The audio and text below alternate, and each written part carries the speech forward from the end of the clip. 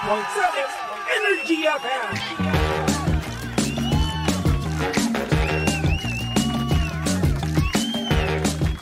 Same, pero iba. We are number 1. 06.7 Energy FM Pangga. Huwag mo sabihin radyo. Sabihin mo good morning, Luzon, Visayas at Mindanao, Metro and Mega Manila. Siyempre, good morning din sa napakaganda, napaka-sexy DJ Lindsay. Good morning. Hi! Isa magandang morning, baby Toby. DJ Lindsay, kumusta ka? Oy! How are you? Parang ikaw, pagod. Kamusta naman ang mga pagod nating pangga dyan? Kaya pa ba, ha? Kakayanin, sir. Alam mo, yung tipong bigla-bigla ka lang napapaisip na, teka, Friday na ba ngayon? Ay, hindi pala, Wednesday lang pala. Oo. Grabe. Totoo ka dyan, Parang baby. ang daming nangyayari kaagad, di ba? First day kahapon ng October, DJ Lindsay. Kaya nga. Ang daming ganap kaagad. First day din ng pagod natin. Oo, grabe. Oy, in fairness, ang ganda ng ilaw natin ngayon, ha? Siyempre naman. Tingnan mo naman. Sa'yo oo. maganda, sa akin hindi. Maganda naman. Pagod ka lang.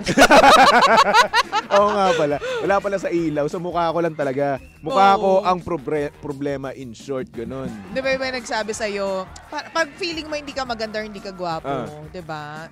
Maganda ako, gwapo ako, pagod lang ako. Yun lang pala yun.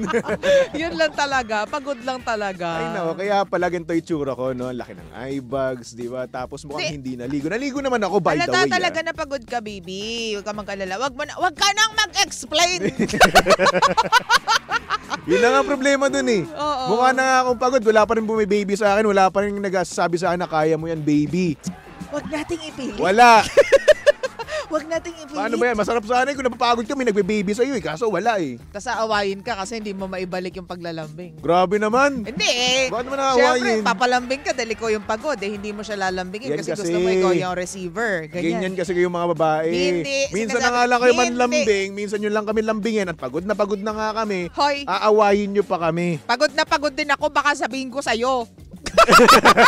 Pagod na ako. Pagod na rin ako. Iba pala yung... Lara! Ay, hoy, Andrew! Hindi ko kasalanan na pa... Uy! Huwag mong seryosohin. Pagod ka lang. Uy, hindi ko naman sineseryoso. Nag-adlib-adlib lang tayo dito. At eto naman, good pagod naman kasi to. Yes. Alam mo kung bakit? Kasi may blessings din namang paparating dyan. Kaya dapat nga alagaan natin ang ating mga Oo. trabaho dahil alam mo may mga tao talaga na pinapangarap yung Yes. Alam mo ate, ikaw na napapagod ngayon bilang nanay, sabihin mo ang aga-aga mo gumising, ang dami-dami mong ginagawa, umaga pa lang. Alam mo ba na marami ding nagdadasal na maging nanay tulad mo? Tama. Diba? Tulad natin, nagsasabi. Pero kami, pinagtatawanan lang namin. Pero ang Oo. katotohanan is, sobrang thankful kami. Tama ka dyan. Kasi meron kaming may papakain sa mga pamilya Yes. namin. Di ba? May panggastos kami. And at the same time, ito rin naman yung pinangarap namin at syempre pinagdasal namin before, True. di ba? Yung dati na talaga nga namang medyo hikahos kami, no? Trolala. Pero ngayon, eto na ano trolala? Pero ngayon, nakakamit na Pala yun. namin. Oh. And at the same time, thankful kami. Pero at the same time, nakakapagod. Pero masarap. Ganun. Masarap, di ba? Oo. Di ba ganyan naman talaga kapag nakakapagod? Masarap. Di ba? Lahat ng masarap, nakakapagod. Yes. At lahat ng nakakapagod, sulit na sulit. yes. Bawat hagod, ulala. Hoy, tagal i-congratulate natin ha, yung mga kasama natin dun sa bagong game ngayon. Yung Drop the Ball game. Drop ball. Drop ball. Pinoy Oo. drop ball. Tama ka dyan, Oh. DJ Lindsay. Sa mga pangga natin dyan sa Sabi Bingo ko Plus, sa'yo hello po sa inyo. Maraming salamat po sa inyo. Ang sarap ng pagkain. Ang Oo. sarap. At saka ang ganda. Ang ganda nung, ang dali nung game. Mananalo Yes. ka, ang saya. Alam mo, na-try ko na yung kahapon. Ay, na-try ko na din. Nanalo ko. Akala mo ikaw lang. Diba? Hoy, excuse me, tinry nating lahat. Wala Ay, kang oo. napanalunan. Hindi, tinry ko yung kahapon nung launch nga nila. Okay. Sa cellphone ko mismo. Okay, di ba? Ang Grabe, daling nanalo manalo. ako. Ang daling Oo. manalo. Nagpa-price nga ako kagabi eh. Talaga Oo, ba? nagpa-price ako sa mga intern natin. Oo. Oo, ayos din. In fairness taray. Pero nanalo kami nung nung launch nila eh. Mm-mm. Nanalo kami ni Rommel ng Ano? Power Power bank. bank! Ako wala ako na panalunan nun. Kaya nga. Alam mo, dapat mananalo na ako eh. Kaso nga lang, nung time na yun, medyo nag-bounce pa siya eh. Earpods na yun eh. Kaya Earpods nga. na dapat mapapalalunan ko, pero nag-bounce pa doon sa isang bola, kaya nawala. Ganun. Kaya si Romel naman, di binigyan tayo ng tigta-tatlo, di ba? Na chances na manalo. Pati yung akin kinuha. Dapat itataya ko pa yun sa kabilang table. Kayo naman, mag-asawa naman kayo eh. Oo nga. Lahat ng kanya, nasa iyo rin naman. Choosy ka pa, nanalo ka nga. Actually, swerte talaga si Romel sa mga Diba? ganyan. Ako wala akong kaswerte. O diba? Pagpasalamat ka na lang at binigay mo yung sa kanya. Wala akong kaswerte-swerte sa ganyan. Same, May mga same. taong ganyan hindi swerte sa mga Oo. laro. Ako, hindi ako Or swerte. sa mga raffle. Dati nabubunot. swerte ako. Oo. Ngayon lang ako minalas. Ewan ko bang bakit. Ay, Nakakainis. bakit ka nakatingin sa akin? Hmm? Hindi porket naging partner mo ka, minamalas ka na. Hoy! Napakaswerte Eto, ha? mo nga. FYI, simula Ano? nung naging partner kita, naging swerte na ako. Ay, diba? Oo, sa pag-ibig nga lang hindi. Ay, dahil sa'yo. syempre. Sumpa ka sa pag-ibig. Okay lang Charot. yan. Pero again, thank you very much. And yung mga kasama po natin, yung mga pangga po natin dyan sa DTI. Yes. Department of Trade and Industry. Congratulations sa naganap na fellowship night nung isang araw. Nandyan din kami. Oo, syempre sa mga pangga natin yung sa Clara Olay. Hello po, Oo kahapon. nga. Ang sarap po ng pagkain nyo kahapon. Ang dami Oo. namin pwedeng pasalamatan at saka yung mga kasama ko rin dyan kahapon sa Office of the President, National Commission of Senior Citizen. Wow, ang dami naman. Sir Ay, Elaine! Siyempre, di ako papatalo. May kasama rin ako dito kahapon. Sino kasama mo? Mga intern.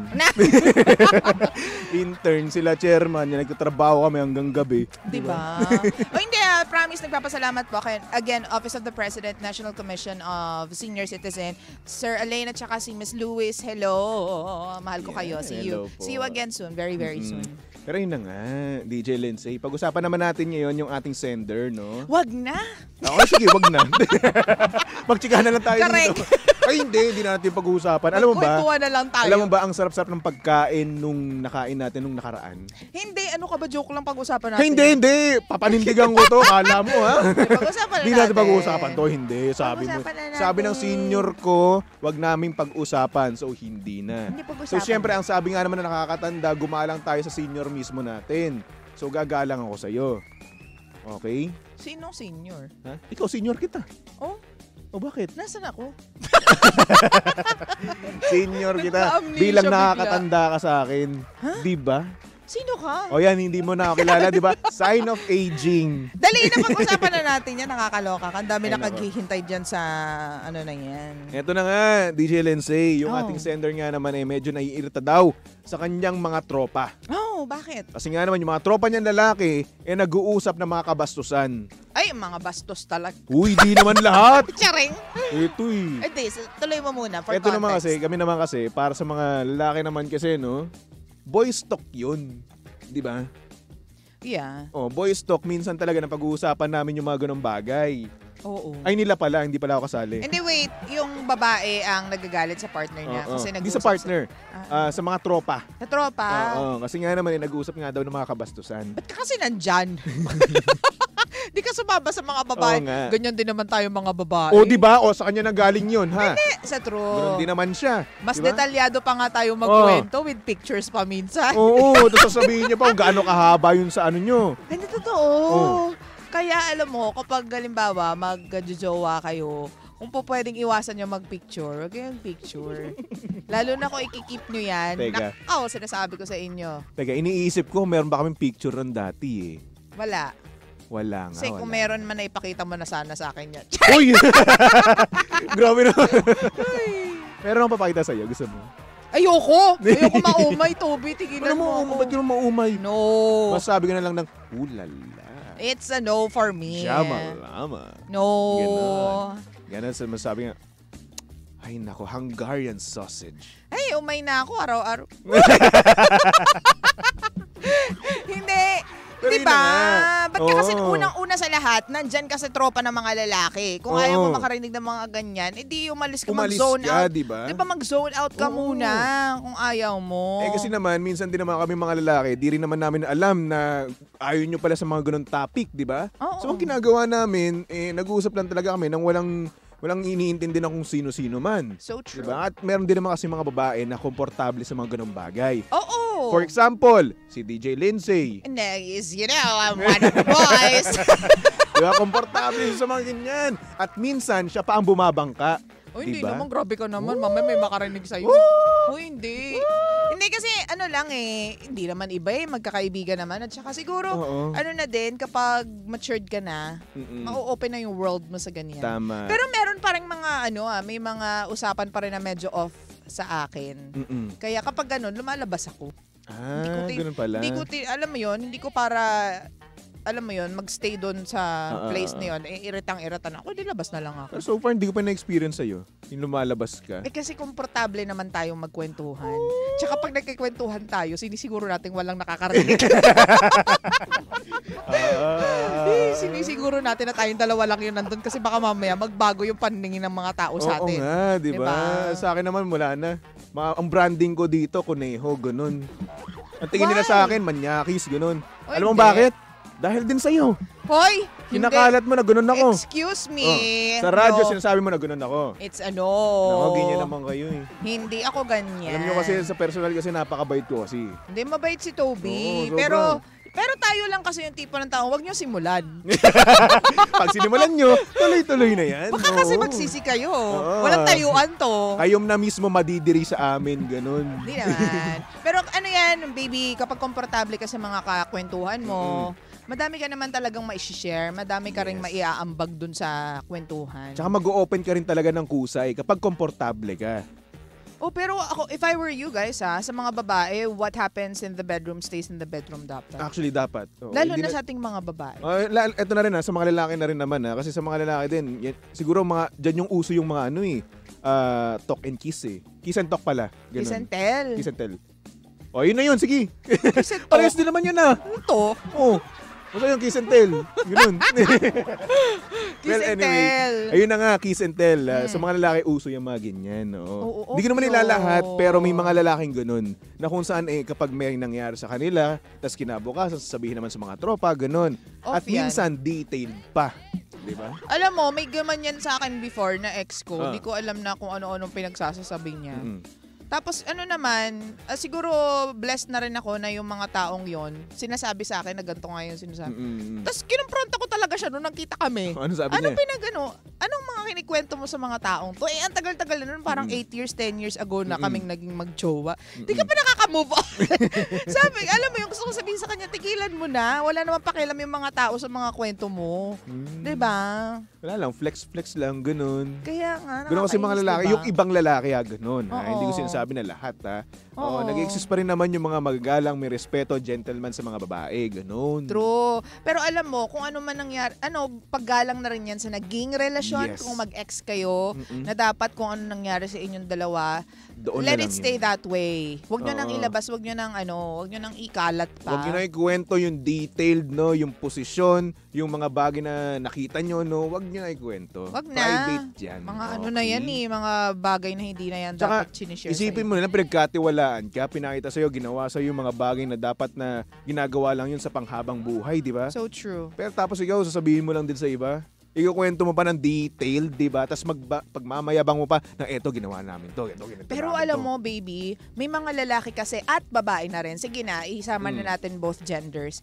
Na parang, yun nga, tulad ng sinabi mo kanina, flex yun sa kanila na, nakasama ko yan, si ganito, ganyan. Parang pang boast lang ba?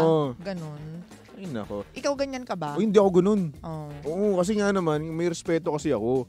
Kasi once nang ginawa ko yan sa ibang tao, sa ibang babae, what if gawin din yan sa mga kapatid ko? Oy, totoo. Diba? Ayoko naman ng ganun.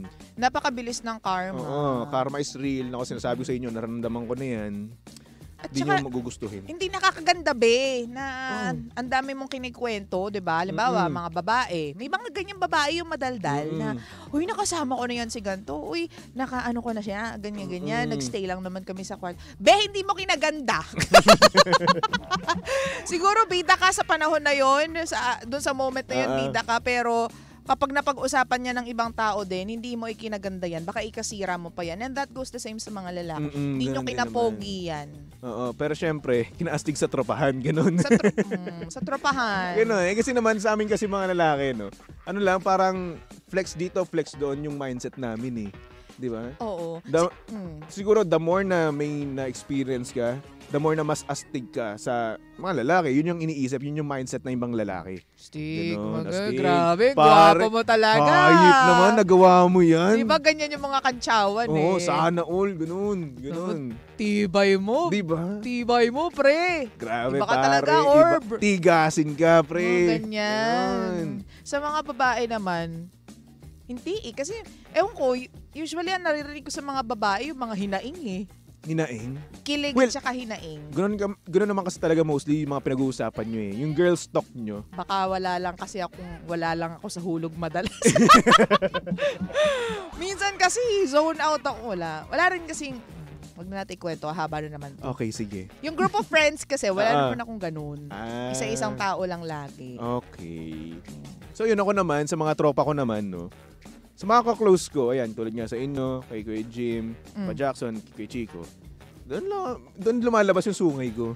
Oo nga. Pero sa iba naman hindi. Oo. Sa mga tao sa labas, wala, yung mga kilala ko lang, hindi. Hindi naman sa pagiging pakitang tao, no. Hindi lang talaga komportableng makipag-usap at ang awkward ko po talaga sa personal, ganun. Kapag naman magkakasama kasi kami ni Sheena at saka ni Cara, na minsan lang mangyari dahil magkakaiba kami ng schedule. Time slot. Walang binatbat kasi yung experiences. Ano walang binatbat? Wala eh. Wala. Alam mo yun, bigla na lang mapapapusa. Ganun lang si Sheena, ganun lang lagi yung mga reaction niya. Tapos si Cara, ano ba yan, girl? Ganun lang. Tapos ngiti-ngiti, ganyan. Pero talagang yung dalawang yun yung pag nagkwento, ako yung nakikinig talaga. My goodness. Ganyan. Pero yung kwento ko kasi walang binatbat sa mga kwento na yun. Talaga ba? Oo. Huwag ka nang ganyan. Huwag ka nang 500. makidaldal, babaeng usapan ito. 500. Gusto mo, ako naman yung pumangka sa kwento ng mga lalaki. Wag na. Tapos ikwento ko yung mga kwento mo. Oy, wag na pala. Bakit Alam mo ikwento ko naman, sino yung dapat sasabunutan? Uy. Di tapiran. Ba? Ano sa bunutan? Di ba yung Ano ba tama na? Yuko na nga, exit na nga tayo. O sige na, exit na tayo. O saan pa ito mapunta? Para sa kredibilidad mo at dignidad mo. Anyway, mga pangga, susunod na. Napakaganda, napaka-sexy DJ Lindsay para sa programang Lihim ng Liham. And of course, nakasama at nakalandian ng hot baby boy ng radyo.